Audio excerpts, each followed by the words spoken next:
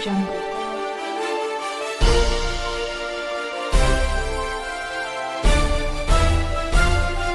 प्रिय दर्शकों आदाब, आप देख रहे हैं NDTV the voice of truth और मैं हूं रिजवान अहमद आपके साथ।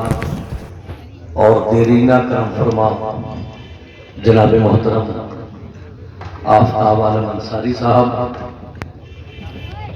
बीसलपुर विधानसभा से समाजवादी पार्टी की उम्मीदवार मोहतरमा दिव्या गंगवार साहिबा, समाजवादी पार्टी के जिला अध्यक्ष जनाब मोहतरम जगदेव सिंह जग्गा जी, जनाब मखदूम खान साहब, जनाब मौलाना फुरकान साहब, फारूक रजा साहब, जनाब मोहतरम सैयद फरहान साहब, मेरठ से आए जनाब इकराम चौधरी साहब, बुजुर्ग हमारे जो बहुत प्रिंसिपल रहे और यहाँ सब उनके शागिर्दों में शुमार होते जनाब मोहतरम फैजान साहब, हाफिज अफसर साहब, मुक्तदिर हयात साहब, बुजुर्गों और दोस्तों, नौजवान साथियों,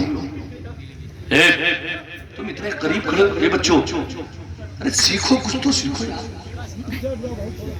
दिल लगी मजाक हंसी हर जगह, बिल्कुल स्टेज के करीब इतने लोग बैठे, क्या मैसेज जाएगा? अरे कौम को कहीं तो जिंदा रखो। सब समाज है, हमारी तुम्हारी परीक्षा की घड़ी है कि कितने सभ्य हो आप लोग, कहाँ बैठते हो, सोसाइटी माहौल का बड़ा फर्क पड़ता है। आप मेरी बात 10-5 मिनट बहुत संजीदगी से सुन ले।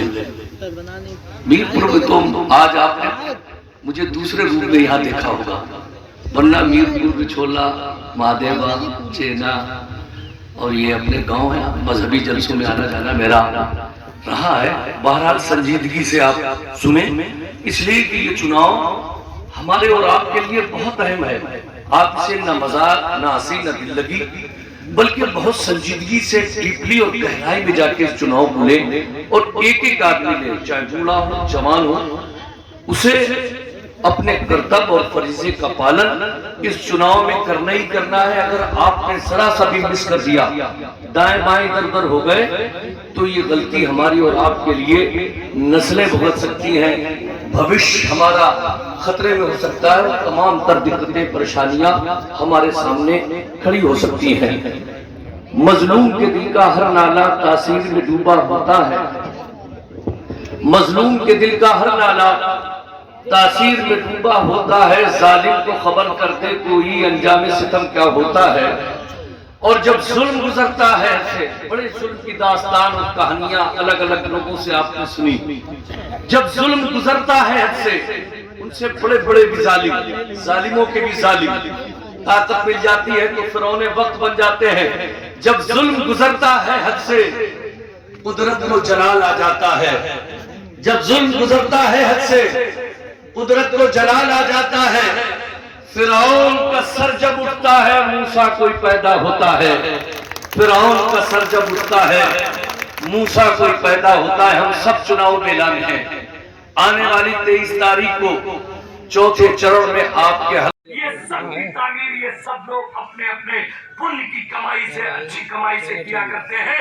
तो ये देश जो है धार्मिक इसमें जरूरत नहीं।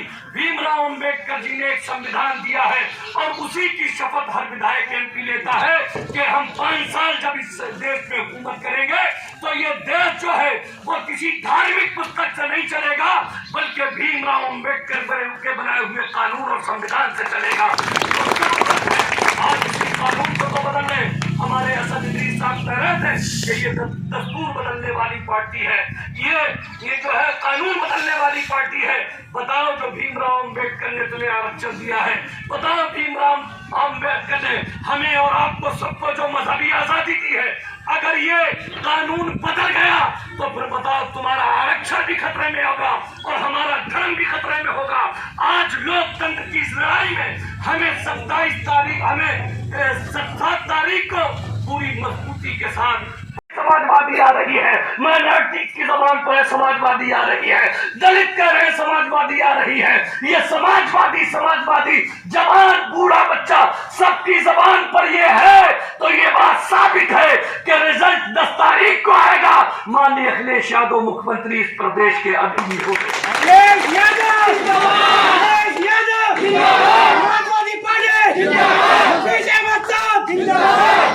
तो फिर मैं ये समझूं कि छीक गांव में हम लोग आए हैं और अपने भाई नफीस अहमद हमारे बहुत दरीना करम फरमा दोस्त भी हैं, संघर्षों के साथी हैं।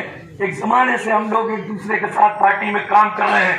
तो क्या मैं ये उम्मीद करूं कि जो बातें मैं कह रहा हूं सारे लोग उससे मुत्तफिक हैं? हाथ उठाइए, अरे हाथ उठाइए। अब देखिए, हाथ उठा दिए, आपने मेरी बात की तायीद कर दी। जो मैं कह रहा हूं वो सही है। अगर सही है, स्वागत के कार्यक्रम को आगे बढ़ाएं। एक मिनट तो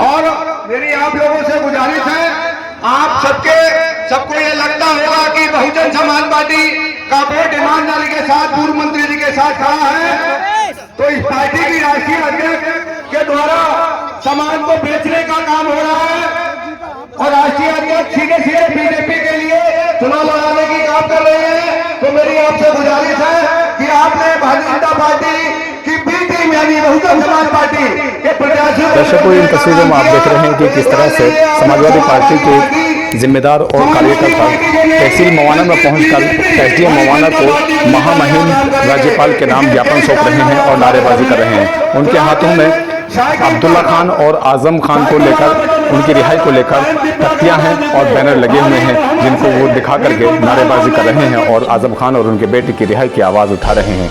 उनका कहना है कि हम तब तक आवाज़ उठाते रहेंगे जब तक कि आजम खान पर से लगाए गए सैकड़ों फर्जी मुकदमे वापस नहीं ले जाएंगे